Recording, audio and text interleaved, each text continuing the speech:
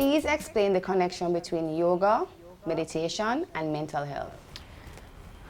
Okay, well, yoga, meditation, and mental health, they're not separate entities.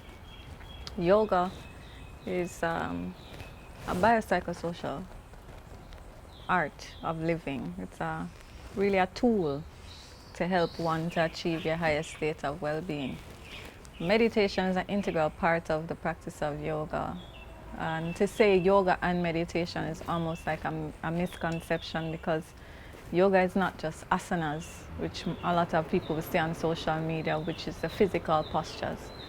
You have Hatha and Raja yoga, which are one wheel of energy. So to be able to do yoga, to be in union, one has to be mentally balanced. And so to say there is any connection, it's one and the same. It is one thing. You cannot be healthy if you're not mentally balanced. And so tools in yoga, there are tools in yoga which different types of yogic initiations from different schools of thought about how to create balance within oneself. And if there is any yoga teacher that will say to you that yoga asanas is 90% of yoga, this is erroneously misleading, because something that we call tattva dharana, which is yoga meditation, that makes up 95% of yoga. The inner balance, the inner mastery of oneself is 95% of the practice. The physical asanas are only there to prepare one to be able to facilitate the meditation, because to achieve the level of inward balance and concentration, we call this one-pointed mind, withdrawing within oneself, you have to sit, and you have to sit still.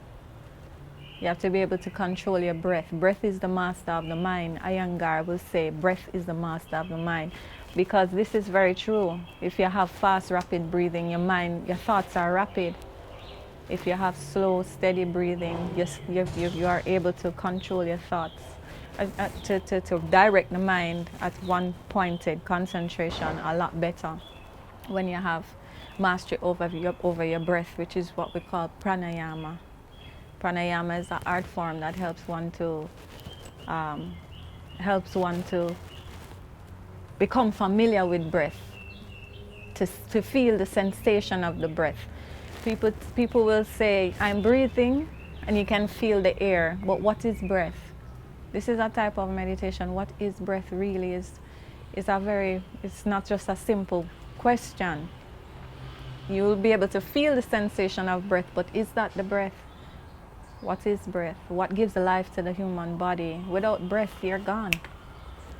Just hold your breath for a minute, and you'll feel that you can't concentrate. So breath is the mastery of the mind. And to be able to have a complete state of balance, one has to understand that all aspects of yoga must be integrated into the being of oneself to be able to achieve that level of mental balance, physical balance, to say that one is practicing yoga.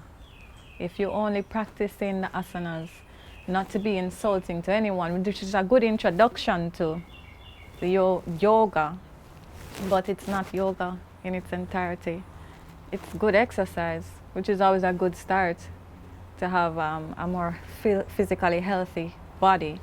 But you cannot say that you're practicing yoga without practicing both forms of the discipline of yoga, which is Hatha and Raja yoga. The benefits of yoga or yogic meditation significantly, it can improve one's life. If you have high levels of stress at work, it's known to reduce stress significantly and improve your thought process. It also helps you to be more content with yourself as an individual, you know what I mean? Not to externalize your problems so much, but to find solutions to whatever you might encounter in your life from within oneself.